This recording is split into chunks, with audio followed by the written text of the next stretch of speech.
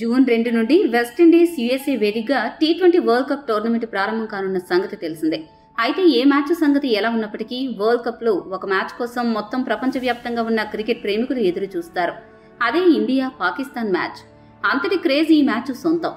దాయాది దేశాల మధ్య జరిగే ఈ పోరులు విజయం కోసం ఇరు జట్లు నువ్వానేనా అన్నట్లు పోరాడతాయి. ప్రపంచ కప్ మ్యాచ్లో హైయెస్ట్ వ్యూవర్షిప్ ఉన్న మ్యాచ్ల్లో ఈ మ్యాచ్ కూడా ఒకటి. అంతగా ఈ మ్యాచ్ కోసం ఎదురు చూస్తున్న అభిమానులకు ఒక గుడ్ న్యూస్ అందింది. వివరాల్లోకి వెళ్తే జూన్ 1న బంగ్లాదేశ్తో వార్మప్ మ్యాచ్ ఆడనున్న టీమిండియా తన మొదటి మ్యాచ్ని జూన్ 5న ఐర్లాండ్తో ఆడుతుంది. ఇక జూన్ 9న పాకిస్తాన్తో తలపడుతుంది.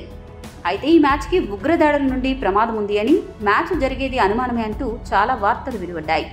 దీంతో ఈ మ్యాచ్ను చూడ్డానికి ఎంతగానో ఎదురు చూస్తున్న అభిమానులు ఒకంత ఆందోళన చెందారు.